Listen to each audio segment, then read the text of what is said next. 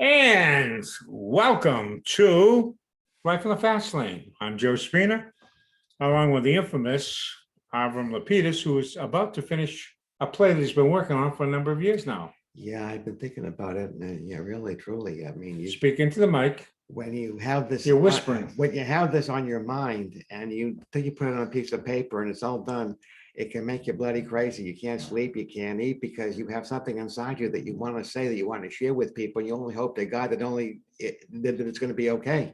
It's like giving birth, really, truly. That's the closest thing a man can have when coming to giving birth, is to have something on his mind and to put it on a piece of paper. Your hair looks great. Thank you very much. But I also have to tell you, usually when I come here, I always try to think of a few lines to say that might be funny or this or that, but I'm not in a funny mood at all. I'm in a very angry, upset mood. Not angry, I'm upset because what the hell is happening to America? America actually, I think, has picked itself up and gone away and said, and did not even say goodbye. As I was a kid growing up, my mother, may she rest in peace, had two stock rules. When you come into the house, you announce, I'm here. When you leave the house, you say, I'm going, I'll be back. America just picked itself up and left. And when did I finally wake up to know this myself? Is all this year talking about George Floyd, and may he rest in peace. I'm sorry for what happened to the man. It was a terrible thing. It shouldn't have happened. And I believe that Derek Chauvin should at least get maybe a year, 2 or something, or not be allowed to be a policeman, but not ruin his whole entire life and throw the key away to a jail cell. This man did not get a fair trial. It says you are innocent until proven guilty. This man has been guilty and they could not prove his innocence, apparently. And the people on the jury, how could they go over a case and decide in 15 minutes? Because you know why? They made up their minds before they sat down and they were afraid, they were intimidated. Because So now you hit the vital point. It's all fair. The jury ahead of time was not going to take a chance and acquit him. I'm telling you right would have been now, horrific. I would like to start a fund to get a really top-notch, sophisticated lawyer who knows the Constitution ass backwards and get him a new trial. And with a new trial, I believe he will get a new trial. And I believe that he will never get the kind of punishment that people want him to have. He didn't. They're talking as though he came into that scene and a car 90 miles an hour, jammed on the brakes, got out of the car, grabbed George Floyd and just sat on him. No, that's not the way it went down. At the same time, he does have to be held a bit accountable, but he's not a murderer. Wait a minute. The word that they use is murder. Everybody says that George Floyd was murdered. No, he wasn't. All right, that's number one. You know, you and I had different views on this. You were far more favorably disposed to the narrative that George Floyd was roughed up pretty badly, right, and unnecessarily. That was pretty much where your position was, wasn't it? Basically, because I wasn't really familiar with the case and I was acting upon emotion. But you've shifted. Oh yeah, not shifted. I mean, I know now what went down, and what went down was not murder. Far more skeptical about the narrative, if you recall. Now, let me, folks. This is a fascinating point. The Attorney General of Minnesota, otherwise known as Allison, who himself was brought up on charges of domestic abuse by his girlfriend, if you remember correctly. Right? Yeah. Keith Ellison's his name. About 4 or 5 years ago. Right. He came out yesterday or the day before, and I'm paraphrasing, it's not an exact quote, but pretty accurate, in which he said that George Floyd bore no responsibility whatsoever for what happened to him, for his death. I say the exact opposite. I say, if he wasn't trying to pass off a $20 bill, a phony $20 bill, which is a crime, if he wasn't in the process of committing a crime, the vendor would have never called the police would never have responded, and he would not be dead today. That's number one. Let's compound it again. Was he a drug addict? Was his body loaded with fentanyl? Yeah. Does that mean he contributed to his own demise? I mean, he had lethal dosage or most- fentanyl in his body, correct? The most important testimony of the whole trial, which really no one paid any attention to and it went by, is the guy who was working behind the counter that took the money from George Floyd in the first place. And what did he do? Well, he said, well, it's not what he did, but it's what he said. He said, this man was completely out of it, completely high. He could hardly stand up From what? from whatever he was on. From the fentanyl. We know he was on fentanyl at least, right? Let's put it this way. He was on something. Okay. But the toxicologists that they were suppressed said categorically that his system was overloaded with fentanyl and other drugs. I mean, this was a guy who contributed to his own demise. This is the part that bothers me. For example, let me fast forward. All of a sudden, another tragedy took place outside of Minneapolis. Something must be wrong with the air in Minneapolis or the water. And which this young man named Derek Wright, right? Yes, Right. yeah. That thing was okay. right. Now, they made him out to be a young father, a good, all-around good guy, a sportsman, this, that, and the rest, and black. But nobody tells you that his mother was white. And nobody says that that child of his, he was not married. No, of course not. Right. And nobody tells you that he had a long record and the police were pursuing him because he and a friend of his choked the woman and extorted $810 from her, threatened to shoot her with a gun, et cetera, et cetera, et cetera. In other words, he was not a nice boy. So his death is a consequence of bad choices in his life. He contributed to his own demise. I used to smoke. I smoked for a lot of years. If I end up with lung cancer, did I contribute to my own demise or not?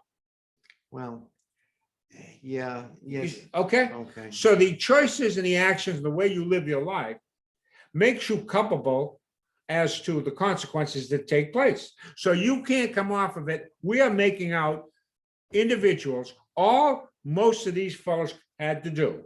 They Well, got shot, all of them. well, what the All they had to do was not resist arrest. what the They would have not. been- and they're making this guy George Floyd. It's still, I say, may he rest in peace. That's to be like they're gonna. Why do you keep saying that? May he rest in peace? Well, that's big. Well, what he hear me did- out. I think they're gonna put his face on Mount Rushmore. Yeah, isn't that sad? I mean, really, Wait, truly. but that, what you're saying is precisely your opening. What you're saying is that the United States of America, somehow or another, whatever value system we have, whatever greatness, whatever exceptionalism that this country had, went down the tubes. There are two wars going on as we speak. The first war is what China did to us with the virus. Uh-huh. That's the first war. The second war is what Black people are doing to white people in this country. They are finally trying to shove it up our butts for what they supposedly did to them all these years. But wait a second. Let me go one step further. I don't know whether you folks are familiar with the fact that there's a guy named Sir Isaac Newton, who was considered the grandfather of modern physics. Are you aware of the fact that he's now being vilified?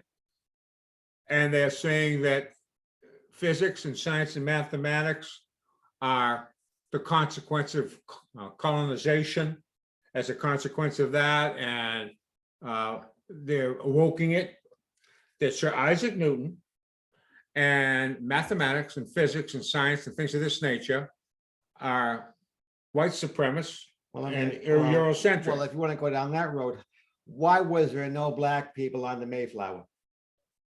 You tell me. I don't know, but there probably was no one. Because at that time There was probably none there.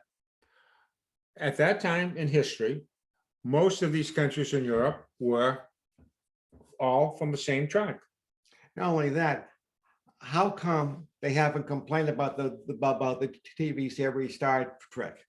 Called what? Star Trek, with Dr. Spock and Captain Kirk, Star What Trek. about, yeah, tell me about it. Well, there was only one Black woman on the show, and maybe she had to do the vacuuming above the spaceship. Enterprise. Interestingly, that particular show, which came out in the 60s, correct? Yeah. Actually was pretty diverse.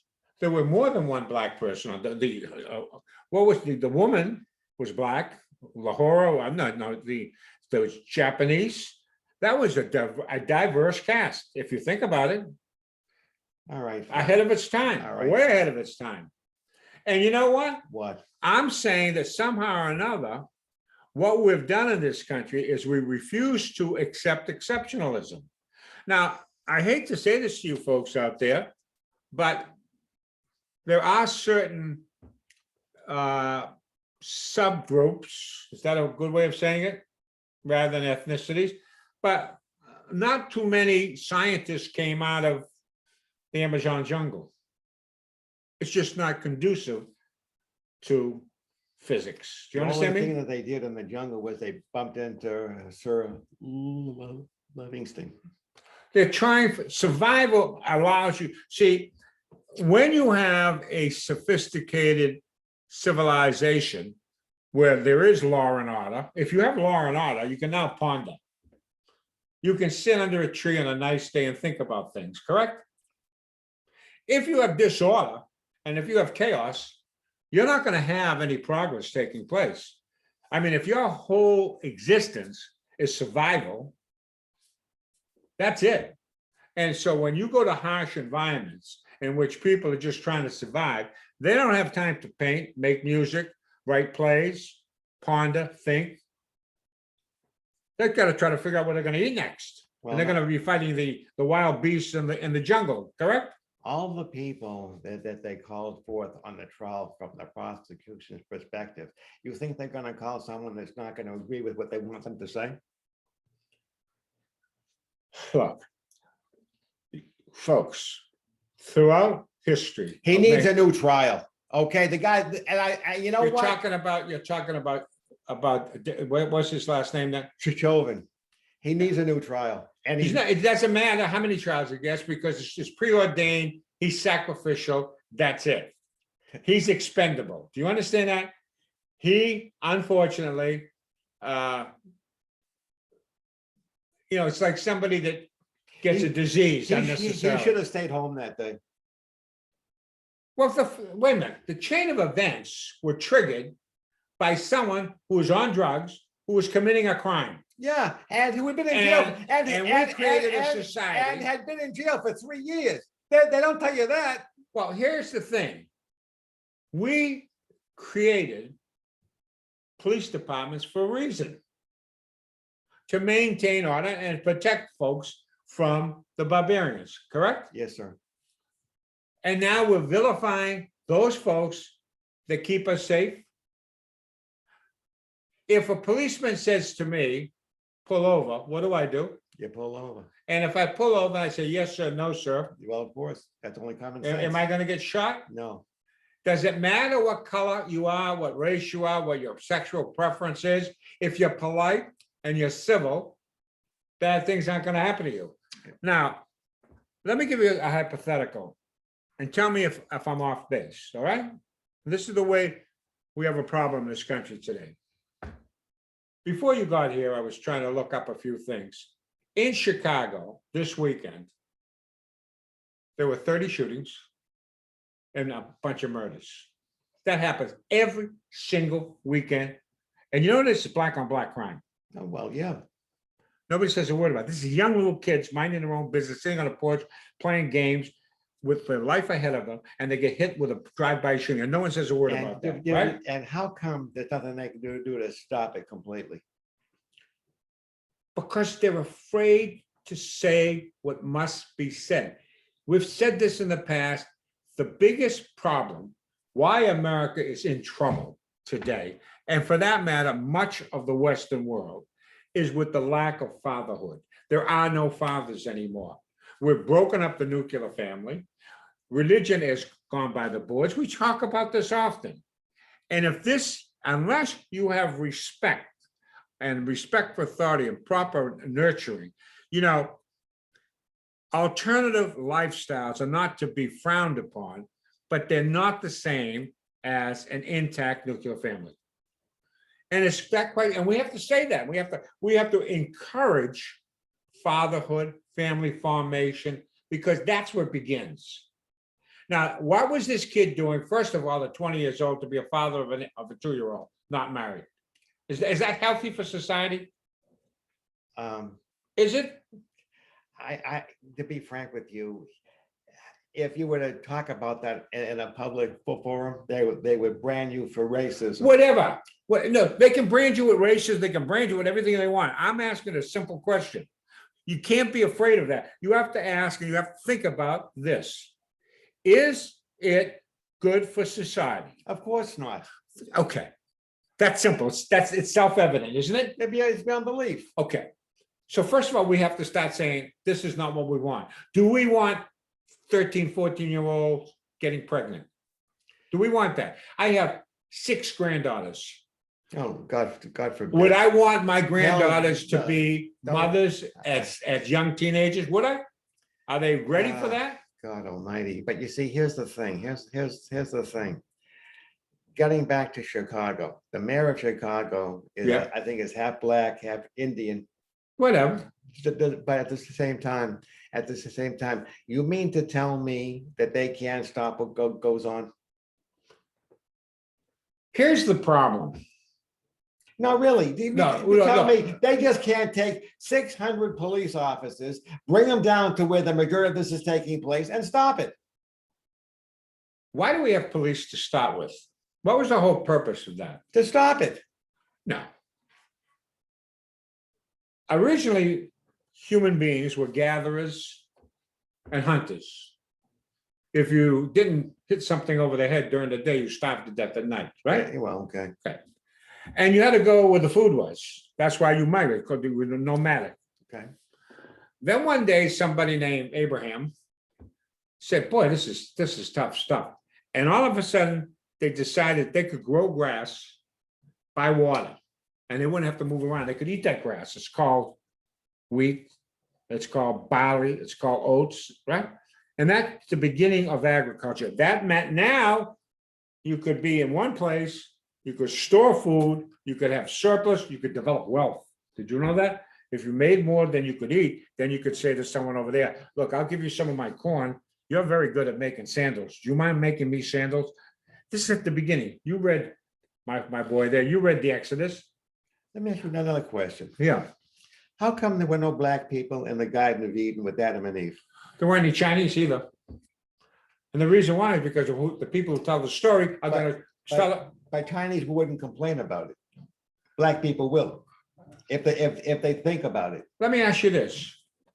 Every single portrayal of the saints in my particular religion are generally have reddish hair and greenish eyes. You know why? Why? Because the people who painted the saints, who painted Jesus, came from Florence and came from Renaissance Italy, and they painted pictures of what their conception of beauty was. Okay, it's that simple. So people write about, eat food that they're familiar with. Parmesan. Huh? Parmesan. Italian people brought Parmesan to the world. I don't think Jewish people would have thought you could put cheese on chicken. Well, you brought me matzo balls, didn't you?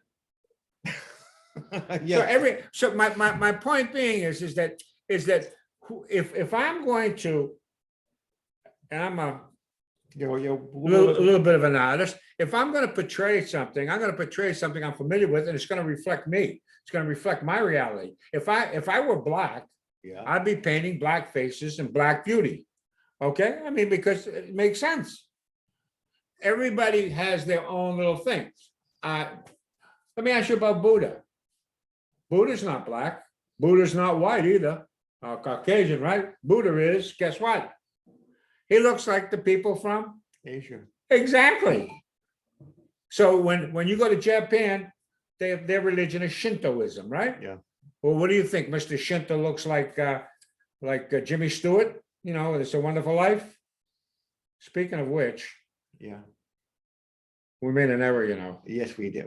We rectified it last week. Well, the reason why I didn't put that on is because there was a little mix-up, and plus the news was different, and that news was, I just didn't think it would be appropriate. So, to keep you folks up to date, what happened was is that we were talking about two wonderful movies, as a matter of fact. One of them with Roberto Bellini, and I referred to it as A Wonderful Life, not you, and you fell into the trap. And thankfully, one of our subscribers and one of our someone who would watch the show pointed out that actually that the picture we were referring to was called A Beautiful Life. It's a Wonderful Life. No, it's called A Beautiful Life. No. No, Bellini's picture is The Beautiful Life. The Wonderful Life was Jimmy Stewart. Right. At Christmas. No, life is beautiful. That's what the title is. I think it's simply called The Beautiful Life. Okay, you're right. Excuse me. Okay, and we were corrected on that. Okay. But we both agreed that it was a profound movie. They both are. Both are. Okay, and this is another thing. Did you watch the Oscars last night? No. Neither did I. Have you ever watched the Oscars before? No, not in many years, because I said to myself, I'm not going to watch it until I'm sitting there myself. But at the same time, can I say one thing? What a crock of crap it is now, the Oscars. It means nothing. It means nothing. Well, but they don't even make a great movie anymore. It isn't even that. But if an Asian person can string together 90 minutes on celluloid, all of a sudden they're a new genius. Okay, really and truly, I am sick and tired. Well, I thought. Okay, fear is fear. I'm not going to play basketball for the Celtics because I'm not a good basketball player. If you're not good at something, you don't belong there. And I'll tell you right now, whoever won didn't deserve to win.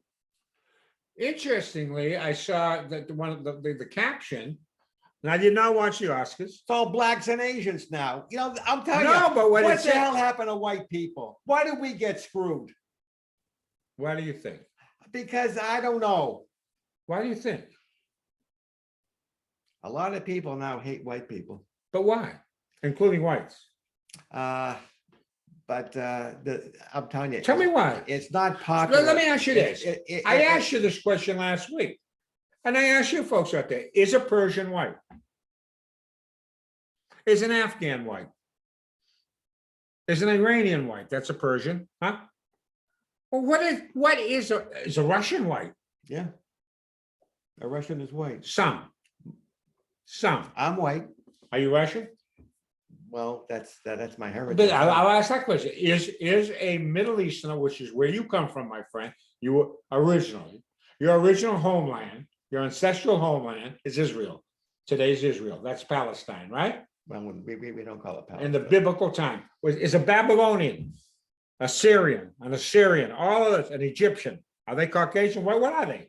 I'm Caucasian. I go by really? I go by me. I put my hand up to someone's face and I say, if your face doesn't match my hand, you're not white. Well, I happen to have looked at this woman who won Best Director, apparently was Chinese American. No, And they made a big deal out of the fact, and they called her a woman of color, and the first woman of color to blah, blah, blah. And I said, what difference does it make? I mean, if you made a great picture, does it matter whether you're a man, woman, this, that, or whatever? It doesn't matter. And you want to know something? I'm darker.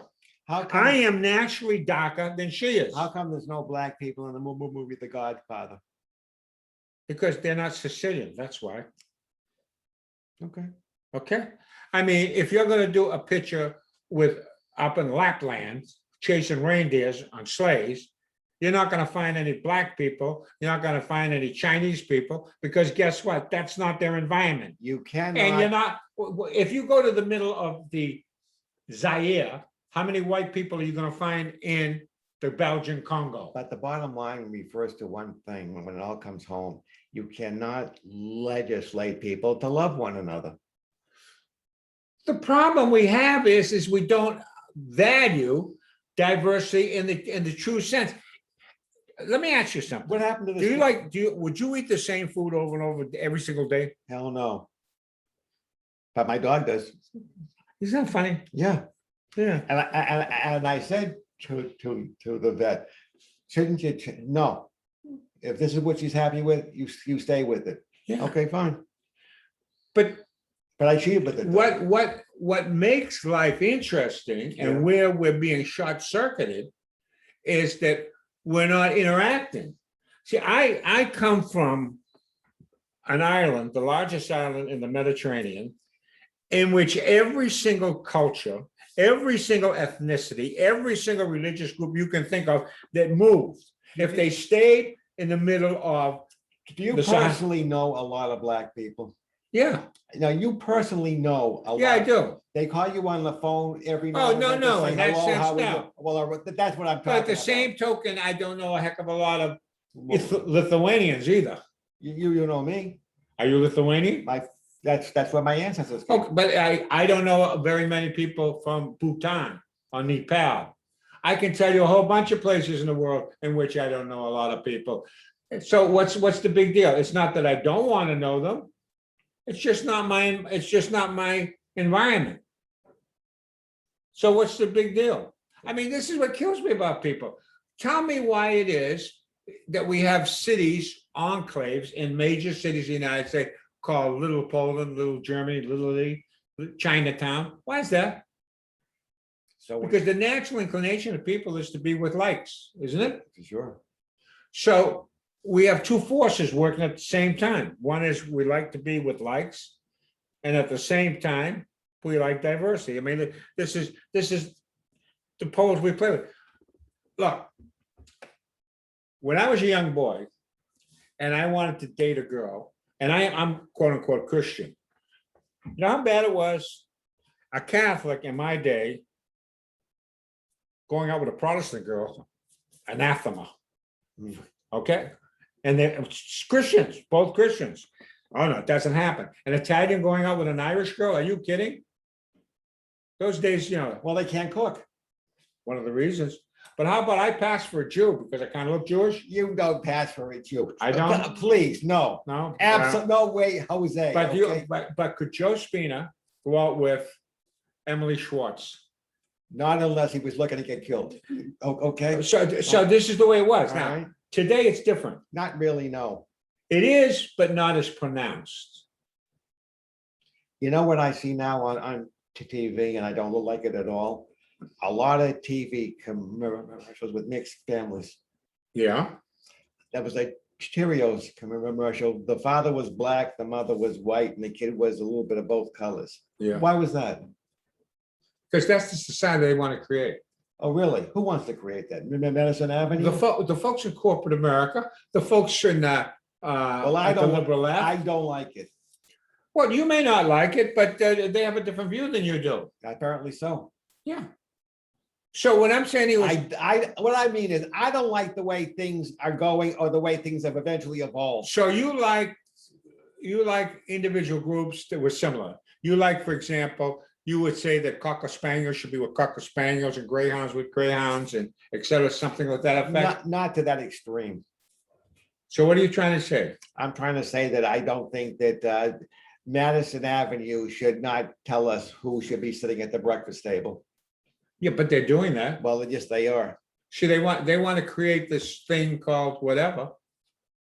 Well, I have no idea what they want to create. You know, this is not new, Avram.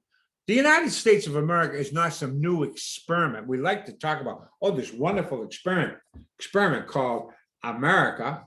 I mean, we're nothing more than an extension of Rome. Rome was not an ethnicity. Rome was a concept, based on citizenship. If you obeyed Roman law and you paid taxes, you are a Roman. Doesn't matter whether you were 4'2" or 6 or 8'9" or pink, yellow, or whatever. If you bowed to the concept of Romanism, you were Roman. And the United States, and by the way, throughout history, everybody's trying to replicate that.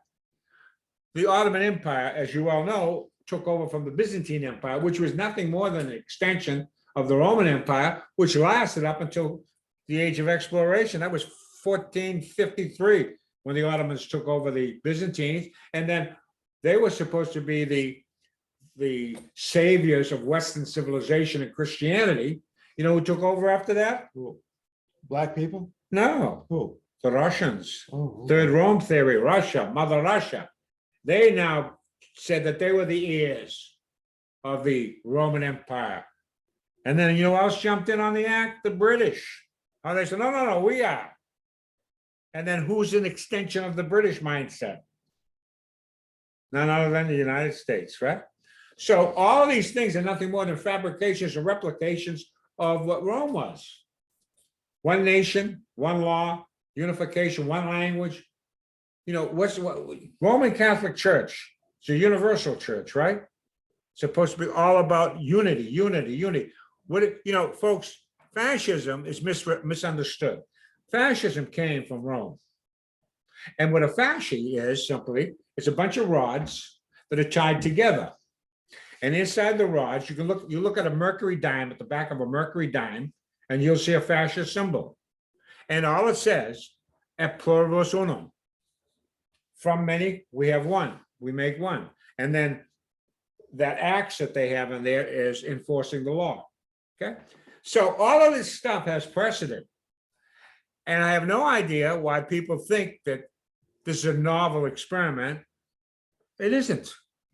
Mankind is trying to figure out how to move forward. And it bothers me that nobody sits and says, thank you very much to whomever came up with the washing machine. I don't know who it was, but I don't care. That guy, or woman, or whoever, gay or not gay, did a nice gesture for everybody else, don't you think? All right. What about nobody tells you, all of you Italians out there, which I am considered a branch, you better start thanking the Arabs. Because if it wasn't for the Arabs, we wouldn't have pasta. You know that? Durum pasta that you see on Eastern Avenue in Lynn, Massachusetts. And for French fries too. Yeah. And the Arabs are the ones that taught us how to preserve pasta. You dry it out. Because guess what? They had no refrigeration back then. And on it goes. And Arabs are hardly Caucasians, hardly Eurocentric. Yet they're the ones that brought all knowledge back into Europe, otherwise known as the Renaissance, right? So instead of taking shots at Sir Isaac Newton, and by the way, you want to talk about mathematics, folks? Okay, let's talk about mathematics. Did Rome have a zero? I don't really, yeah. No. Did the Greeks, the great thinkers, the Greeks, did they have a zero? I think the first people to have a zero were the Chinese. Possibly. But one thing we do know is, and that was the phone that's no longer ringing, but what we do know is that the concept of a zero came from India, basically. I thought it was the Chinese. No, actually India, but it was brought in from the Arabs. The Arabs reintroduced it into Western civilization. You know why? Why? Because they had nothing. You can't do bookkeeping without it, Okay, fine. You can't do anything. So what I'm saying to you, where do you think science came from, folks? Who the great astronomers were? They were the Chinese. They were the great astronomers. They understood latitude. They understood south of the equator. Try figuring out longitude. Longitude, is like it all converges at the poles, right? Longitude lines. So the distances vary. Latitude's different. Latitude are parallel lines. Is Derek Chauvin going to get a new trial? Pardon? Is Derek Chauvin going to get a new trial? Is he going to get a new trial? No. No? No. He's not going to get a new trial. He's expendable, and people don't really care. No, I believe he'll get a new trial. No, it's not going to happen. It should. I'm telling you, he's going to get a new trial. Well, you've been right, and I've been wrong more often than not. He's going to get a new trial. But are you aware of the fact that there's a state of emergency taking place called in North Carolina as we speak because of a shooting down there? Who was the one killed in North Carolina? Someone named Brown. They announced that the state of emergency, the mayor of the city and where it took place, has declared a state of emergency. Why? Because people are rioting? Apparently. Oh my goodness. You see, this is what's happened today. Disrespectful. And folks, understand something.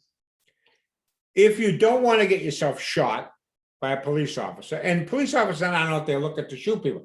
This is not like Revere Beach in the old days with a shooting gallery, right? Just comply. Don't try to run away. And that's it. Now, Floyd had committed a crime. That's why he was being pursued, correct? And he was huge. 6'5" or so, yeah. Because they were in. We need help. We can't get him in the car. Yeah, but he was also freaking out on medication. That's when Chauvin showed up. Yes, I know. But you're not going to get that narrative out there because the New York Times and the Washington Post and the media, they have a different agenda. And their agenda is, look, the border, we have what is known as a crisis at the border. That's another thing. Oh, my Right, God. but we have what is known as a crisis. Has anybody called it a crisis? You know what? You cannot call it a crisis. The editors or the folks that run the media companies have told their reporter, you cannot refer to what's happening at the southern border as a crisis. See, they don't want that. Let me ask you this. MIT, pretty good mathematicians there. Hmm. Speaking of which, folks, if you think everything is Eurocentric in science and math, have you ever driven down Memorial Drive when school was let out at their grad schools? Did you ever drive down there? Take a look at the students who come out of the buildings. You tell me how many Caucasians you see coming out of there. It's all Chinese.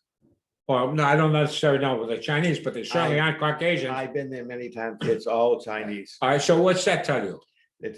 What's it tell me? It's all Chinese, is what it tells me. It tells you who the scientists and who the mathematicians. Are you going to deny, are people out there going to deny that certain groups are more proficient at certain activities than others? You know who's a major problem? Who? Al Sharpton. Oh, yeah, he was out there. Yeah. Why does he always show up when there's trouble? He never shows up with something Because nice. he makes money from it. And by the way, Al Sharpton owes back taxes in the several millions. You know, he doesn't pay his taxes. Oh, really? You didn't know that? And I heard that when Obama was in the White House, he was there practically every day. And not paying taxes. I don't know. Yeah. That guy Well, wait a is minute. nothing but Let me trouble. get back to MIT, if you don't mind. Now, listen, folks. MIT just did a study, and they are considered scientists. Would you agree? Yeah. Okay. Here's what they had to say about COVID-19 and social distancing. Doesn't matter whether it's 6 feet or 60 feet, it's irrelevant. Indoors is irrelevant. Indoors is not the good place to be. Outdoors is much better. You know what they said about masks? Utterly useless. Utterly useless, okay? And what is everybody doing, my friend? Running around with masks on. I mean, we had the president of the United States doing a Zoom with other leaders of the world wearing a mask. Tell me why. Was he going to infect them over the internet? How's he doing? He's doing terrible. Now, they come up with a phony. I keep getting calls from Donald Trump's voice telling me that he's trying to raise money. Look, they just came out with a poll saying, oh, he's doing first 100 days, he's at 52% approval. Okay. What they don't tell you is that the polls are taking a +9 Republican, +9 Democrat, skewed Democrat. You get what I'm trying to say? What else they don't tell you is that that particular rating, 52% this far into his presidency, is the third lowest in the history of the United States of America. The only one lower was Trump and Ford and Truman, okay? So, and this is what's skewing the results. You understand me? Does anybody trust polls today? I don't know. Okay. So, how's he doing? He's doing terrible. How's our country doing? Not too well. It's being run by fundamental morons who have no concept of history, society, or anything that has to do with rational thought. Kamala Harris, God almighty. Kamala Harris is not to be found. I mean, we have what's happening at the border is disgraceful. What's happening to you, if you want to do back checking, you know, everyone likes to pick points of time when things went awry. Well, 1965, did that year have any resonance to you? I was a young puppy then, and life was wonderful. Life was beautiful. You know what happened? We had a guy from Massachusetts, not a very nice man. They love him in this state, but I never liked him. I never liked anybody in his family. And he passed an immigration law. He pushed like crazy to get an immigration law. He opened up this country to third world immigration. Are you familiar with that? No. That was Teddy Kennedy. Oh, Jesus. That was the 1965 Immigration Act that he pushed. You know, the liberal lion. I mean, give me a break. Wealthy people, the majority of them are usually that way because they never had to work a day in their life. They Yeah. have no compassion or understanding of the common man. And thank you very much. Are you familiar with Patrick Kennedy? That's Ted Kennedy's son. Yeah, He was a representative from Rhode Island. yeah. He recently made a tweet, and it had to do with Joe Biden apparently gave law enforcement people, FBI people, whomever, I forget what, but gave them cookies. And some people said, what? Say, well, what's this cookie type of thing? It's kind of trivial. You get what I mean? He wrote what a class act that was, as opposed to the classlessness of the previous administration. So I asked you, and I'll ask you folks out there, did Donald Trump take a salary? I believe not. No, he donated his salary to charity. Wasn't a Kennedy a president? Wasn't a Kennedy a senator for a long time? Weren't they in the House of Representatives? Did any Kennedy, very wealthy, did any of them forego their salary and donate it to charity? This I don't know. They didn't, not a one of them. Okay. So what's a class act? Someone who gives away without fanfare, gives their salary to charity, or someone that says you're classless but takes the money and doesn't need it? Please. Okay. So these are the types of things, but who controls the narrative? Who controls what people get to know, what people get to see? Can you have any faith in a guy like Jeff Bezos, was that his name? From Amazon, sitting on hundreds of millions, right? Hundreds of billions, actually. And he is kind of a broken man. His mother, his father left town early on when he was like about 4 years old. His mother remarried. His name is actually his stepfather's name, This is what I'm talking about. There used to be a continuity. There used to be a certain, we didn't have broken people running government. I mean, was Bill Clinton? What about Bill Clinton? Was Bill? I don't want to talk about him. I can't stand that piece of shit. Okay, please. Let's not. Well, the point being, see, I was taking a look. My sister is much older than I, and she was reminiscing. And I mentioned that the different periods of my lifetime, at least, right? We had a reprieve in the 80s. Ronald Reagan was, a little stopgap action, was a little optimism, and things were going pretty good. And He can ride a horse. yeah, right. And then I don't think Joe Biden could ride a horse. no, George Biden can't do anything. What happened? Who took over after him? After Reagan? George Bush, the patrician, the last of the patricians. Agreed? But folks don't realize the guy was also CIA.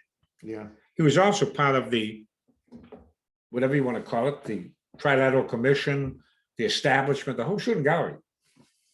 Is he the guy, the wall came down, the Soviet Union went by the boards as a consequence of what Reagan did, but the beneficiary was none other than read my lips, no new taxes, Well, right? no, but you're missing the point. What am I missing? What is the thing that makes America stand out as something's not right? What? To tell me that Lee Harvey Oswald killed Kennedy. So? That's what it all comes back to. Well, who did? I don't know. But it wasn't Lee Harvey It Oswald? wasn't Lee Harvey Oswald. Okay. Well, that's for another show. We'll go through that one. No, that's all part So of here's what happens. He takes over. Did somebody black kill Kennedy? What was that? Did a black man kill Kennedy? No. Okay. Why do you ask? Just to cause trouble. You're right about that. You are a troublemaker. Some people think Lyndon Johnson had a hand in it. Who?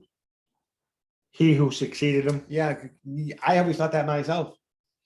A lot of people think there was a converging of a bunch of forces that, and Well, but because the thing of it is, to be frank with you, there's, as far as I know of my knowledge, which is, not, there's only one class of people that can kill someone and never be brought to trial and never have a name mentioned. That's your family. Who? the mob can kill somebody and never be held accountable. Well, I believe it was probably a major government agency that went to organized crime and said, this is what we need to do. there's no question about that, Pat. But see, I have a different take. Yeah, when people Did Sirhan kill Robert Kennedy? sure did, but I mean, he was the instrument. He wasn't the originator of that. It was just a tool. Okay, but if you're asking about a secret society, one of these, skull and bones type of thing, like everyone wants to pull forward did James Earl Ray kill Martin Luther King? yeah, All these guys are tremendous shots. yeah. So what are you trying to say? It just doesn't, I mean, it's like this. It's So you're saying who are the ones that wanted to eliminate these individuals? Is that what you're trying to say to me? I'm trying to say to you is, when will America finally be held accountable for all the things that we do that we shouldn't do, and do things that we should do? Probably never. You think? That's never been the case. Well, I'm saying it all finally hit me over the head that things had changed with this trial that we just came through. Well, the point I was trying to make to you is that the minute from George Bush Sr. all the way up until now, today, in that period of time, and we're talking the last 30 years, is where the acceleration of American decline has taken place. We elected our first white trash president in Bill Clinton, figuratively speaking, right? Jesus. And then what did George W. do? George, both, this is what kills me. Bush and Clinton inherited a tremendous peace dividend from Ronald Reagan. All those billions of dollars that were being spent against the Soviet Union were now going into our treasury without expenditure. They had more money you could spend. That's why it was such a glorious time during the 90s. And then what happened in the 90s that nobody talks about is Newt Gingrich and the Republicans took over for the first time in 40 years. 2 years into Clinton's administration, the Republicans took over the Congress. And that's when you have balanced budget, surpluses, and everything else. And then what happened? Then you ended up with George W., who came up with this concept of compassionate conservatism, which means spend money like a drunken sailor, right? Open borders, because he was for amnesty and the rest of it. And he goes to war with Iraq on the predicate of weapons of mass destruction, and we've been there ever since. So give me a break. These are Republicans. And then did Biden, who was there the whole time, or Obama, who they throw in there for a little spin, did they change things at all? They went along with the program. And then who came along and changed the whole program? Trump. They couldn't stand it. He was a throwback. So you are talking about the powers to be, right? You're talking about the people that pull the strings, huh? They're always there. You're never going to get them. It's interesting to me. I'm amazed at how many billionaires are in their 90s. And I think that one of the reasons why they're in their 90s, because if they need a kidney, they get a kidney. If they need a lung, they get a lung. Well, isn't that the way it's always been? More so now. It's just, it's since time began, that's how it is. Unfortunately. And I don't like being pessimistic about Not it. so much you are what you are, but you are what you have. It's called life on the fast lane, Avram. Okay. That's what it's called. What are you looking at, yourself again? Yeah, what the time is it? It's time to say goodbye. Oh, goodness. And Listen, I'm serious. I would like to start to put money into a fund, and I would like to see that Derek Chauvin gets not only a new trial, but a fair trial. a fair trial. Has anybody ever had a fair trial? You remember Daniel Webster? Wasn't he, didn't he go up against the devil to save a soul? The devil and Daniel Webster, remember that famous story? No, that was not one of my favorites. Okay, I'll wait to see the film. How was the film? Any good? I don't know. Okay, good day. Until we meet again, get on that fast lane and enjoy, squeeze every millisecond you can of joy. And white lives matter. They do. They certainly do.